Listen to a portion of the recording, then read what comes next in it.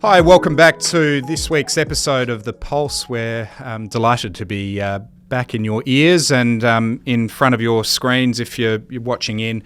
Patrick Gardner from ReGen Strategic, and I'm joined today by Libby, Lyons.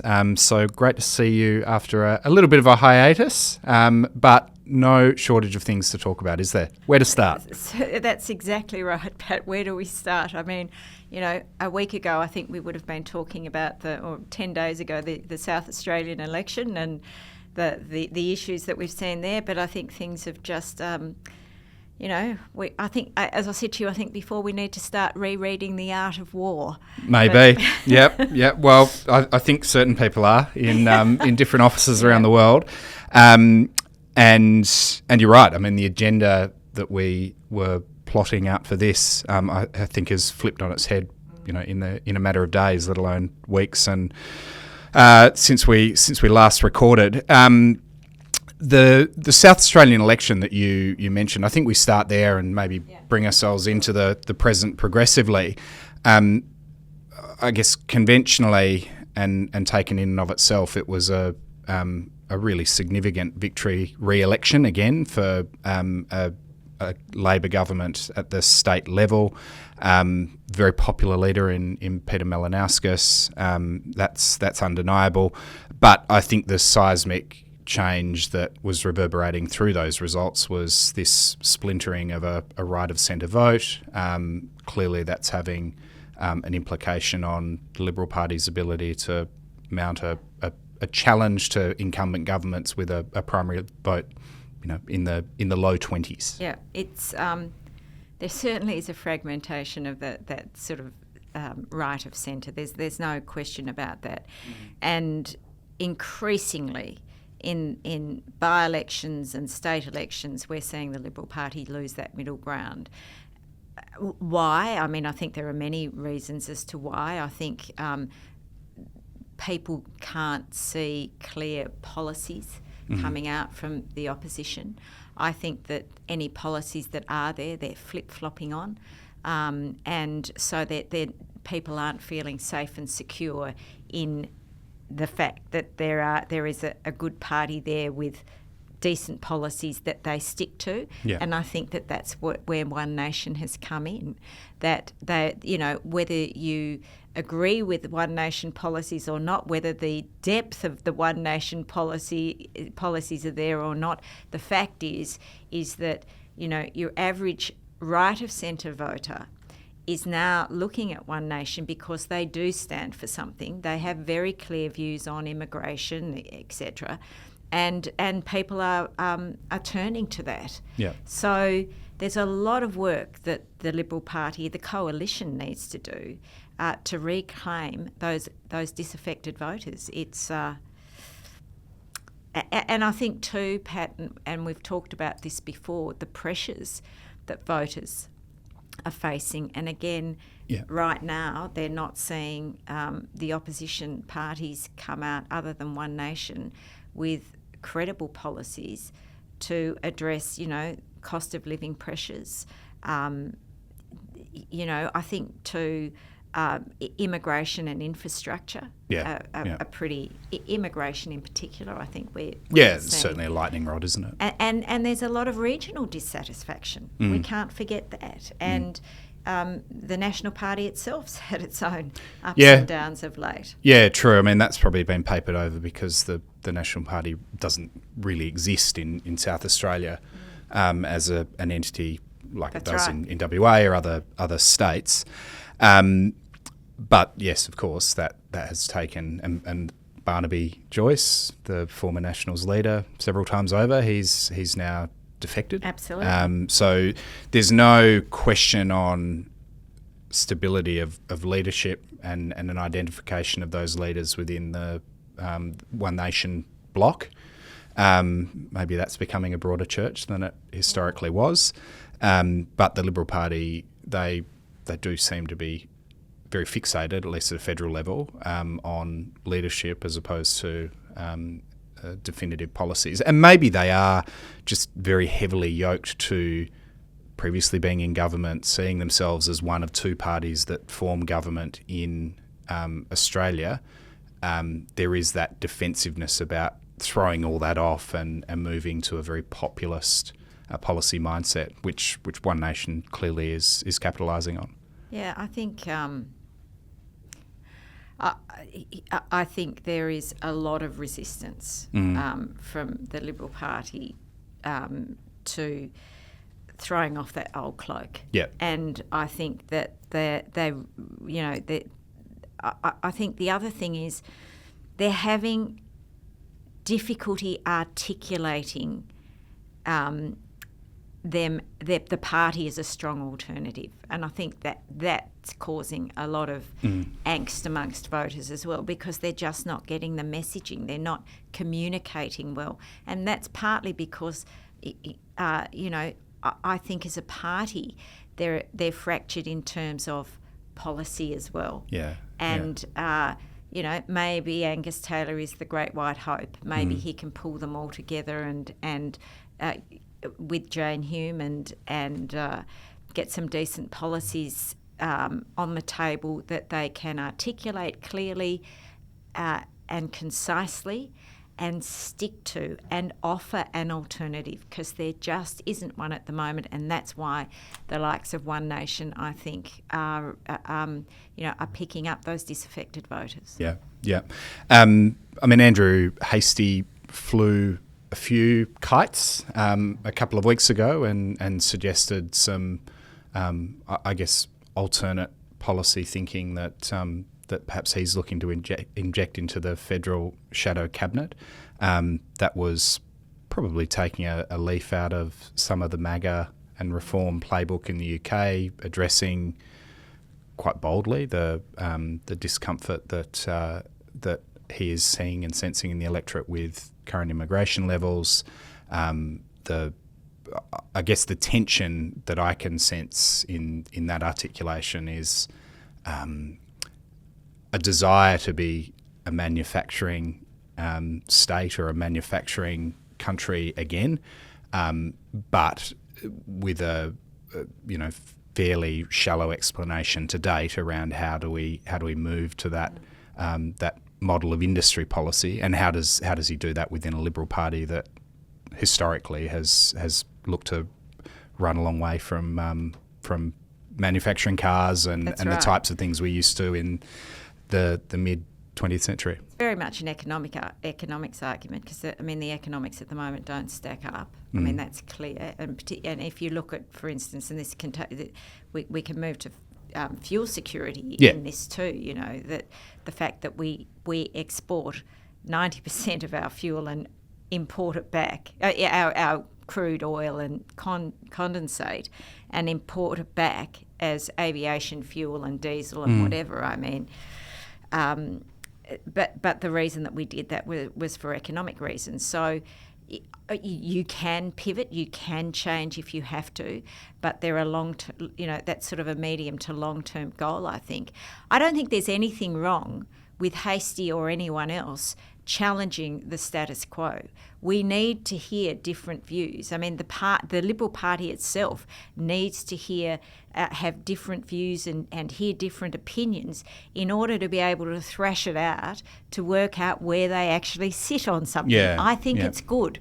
But don't thrash it out in public. Do it behind closed doors and get, and have that party line that you stick to.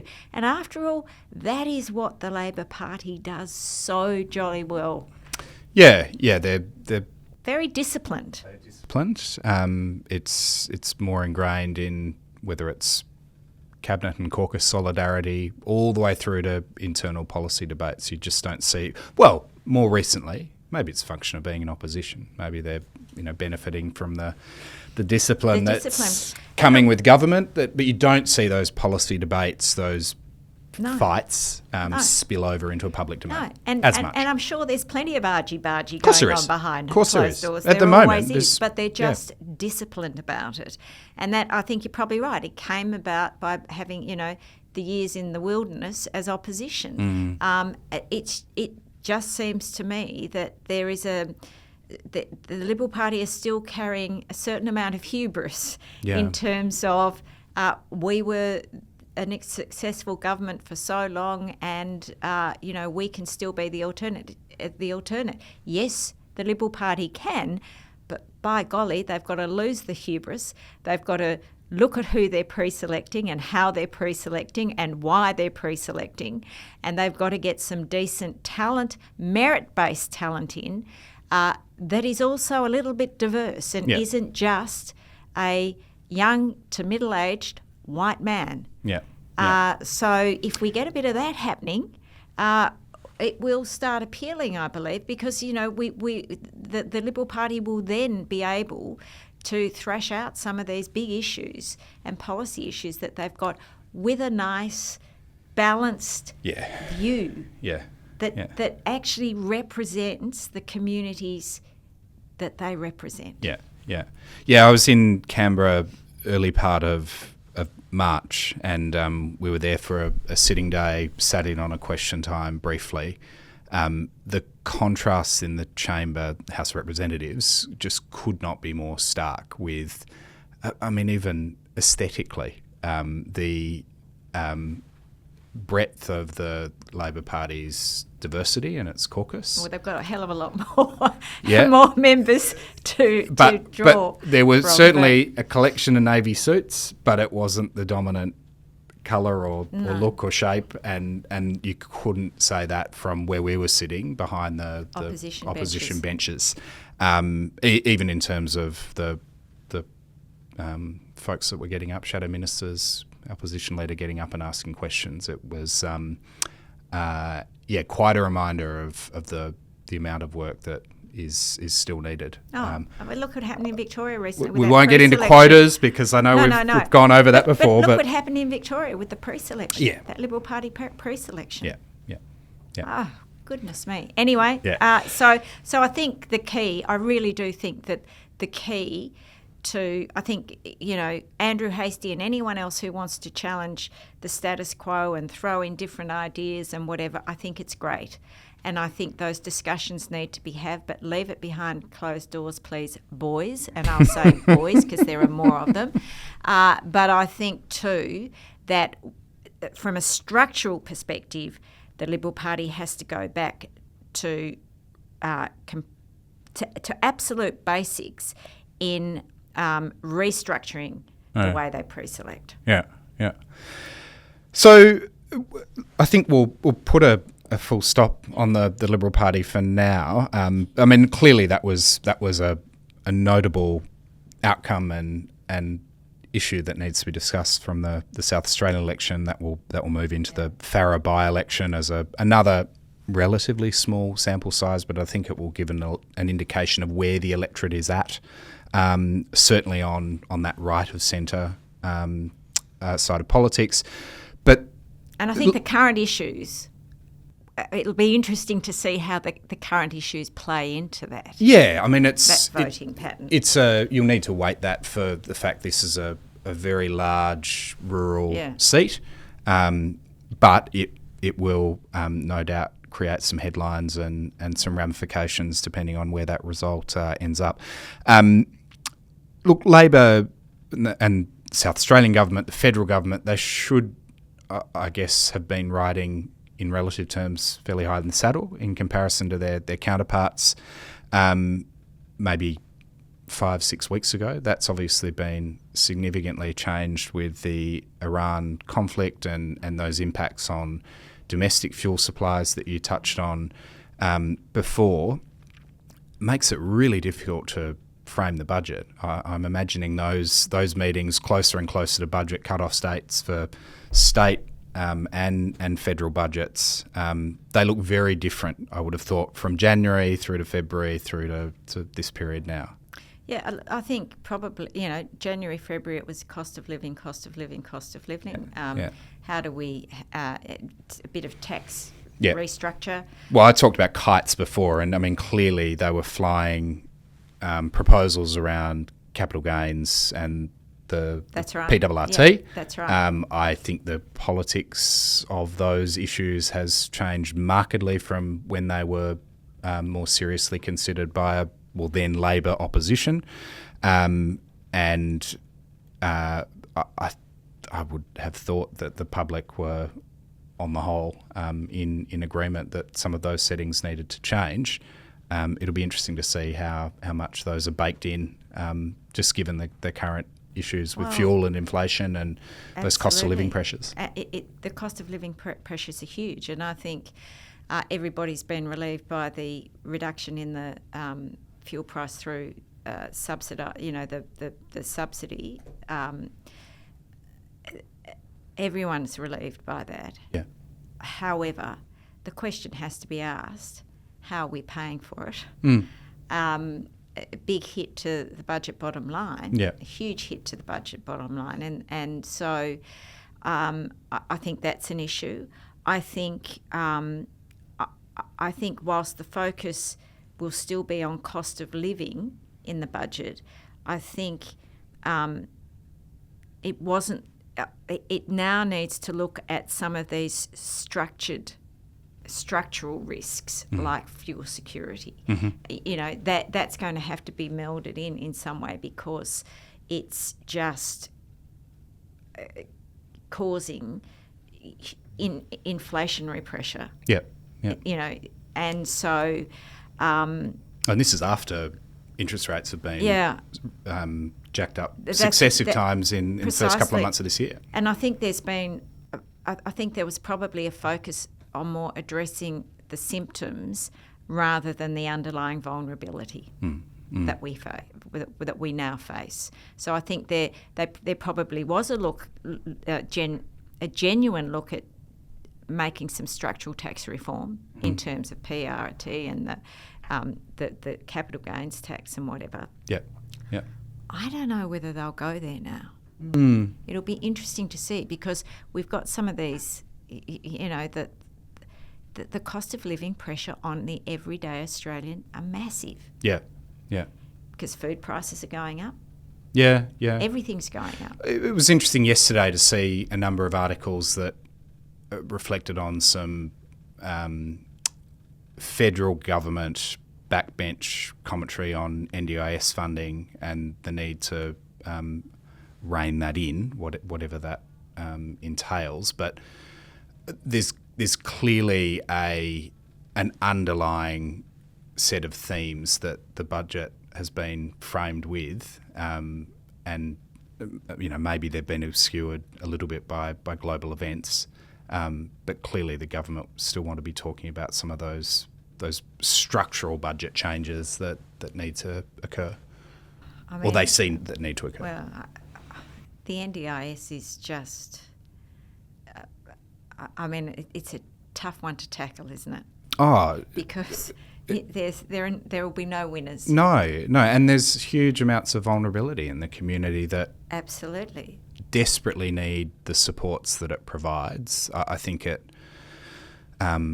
it's demonised as an example of sort of government largesse, but for any individual that's accessing services and supports, I think it's easy to point to the headline grabbers and things that might be not seen as definitively a necessity, but on the whole, I see it as providing a critical service for the Australian public. And it absolutely does. And I think what needs to happen is we've got to go back and look at the grassroots issues. And the grassroots issues are, I think, to do with providers and providers rorting the system. Some providers. But of course not all providers, but some providers. And I think there needs to be a wholesale audit across the board looking at the providers. I mean, I can't remember what the stat was, but in Blacktown alone, there's something like 45, maybe more, NDIS providers in Blacktown, you know, on outskirts of Sydney. Western Sydney. Yeah. So I think there is, if it was me, and goodness, the last job I would want would be Minister for NDIS, but for Disability Services. But if it was me, I'd want to go back and do a wholesale audit at that, because I think there are there are a lot of savings to be made there. Yeah. Well, I'm sure that work is being undertaken, and maybe that's why there's a more rigorous, or an attempt to have a more rigorous public discussion about the sustainability of that scheme. But I mean, clearly it has expanded and grown beyond what I think the original comprehension of it was. Difficult thing to italicising that, wind back. Before we wrap up, I mean, we've gone from South Australian election to a little bit of the impact from the Iranian conflict. I'm imagining listeners and viewers are well and truly entrenched in not even day to day, the hour to hour reverberations from those events. The budget, we've gone into the classroom. I guess bringing it back to a bit more of an industrial scale and the implications perhaps for the resources sector that are looking down a decarbonisation journey. Where do you think conversations are heading at a board and executive level with the challenges to fuel supply and intention to decarbonise, expectation from government that's facilitated and signed up to by proponents? How do you imagine those conversations are proceeding presently? I think that there's a lot of risk management going on, particularly in the resources or mining resources, agricultural and transport sectors. Yep. We have 20 to 30 days of refined fuel on shore. Yep. The benchmark is 90. Mm-hmm. So we're way short of that.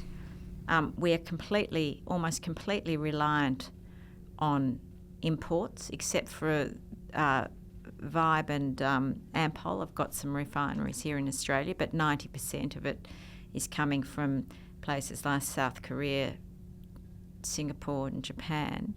So I think for those boards and organisations that are so reliant on diesel in particular, it's a real disruption, and it's not about the price now, it's about the availability. Yes. Yeah. I think that I think the other thing is that I think that pressure will be brought to bear on government from boardrooms about the whole issue of fuel security and building up supplies. How do we build supplies, or do we go back down the refining line?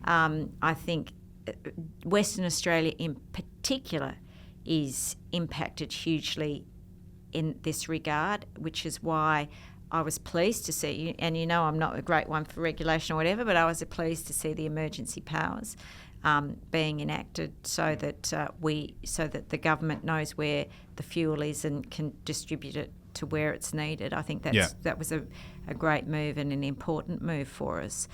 But is this possibly an opportunity for Western Australia too? Yeah, that's what my mind's exercised by. It's the ability to take some risk, but adjust these changing circumstances and build a bit of resilience within the economy after the fact, but preparing us for undoubtedly a future shock to supply that will come. I think we have to. I think the other discussion that might be that probably is being had at board level too, is this timing versus direction. Yep. Yes, we all want a greener way of doing things. We want greener fuel. We want greener energy. But I think what this crisis has highlighted is that we are perhaps pushing it too hard at the moment, because let's face it, we can't do without diesel. No. That's becoming very obvious. Yeah. We can't electrify transport vehicles in the short term to deliver foods and supplies and everything else. The diesel itself. That's right. So I think now the talk will be around transitioning, absolutely, but the timing. Yeah, okay. And what do we need to do in the meantime? And I think it's either build up our internal supplies or do we start taking some of the 71% of that crude and concentrate that WA produces and exports. Yeah. And then we re-import it. Because we are also the largest state user of diesel. Yes. Yeah. It's a nice way to round back to what we originally started with. I think some of those policy proposals that, as you said, restarting or redeveloping refinery capability, they are going to be some low-hanging fruit that I think some of the more populist parties and political leaders are going to grasp for. Doesn't come without consequence, doesn't come without cost, which is the reason why those refineries were wound down in the first place. Of course it was. I think what we've done is we've been very efficient, but it is an efficient system that we've had, but System's changing. Fragile.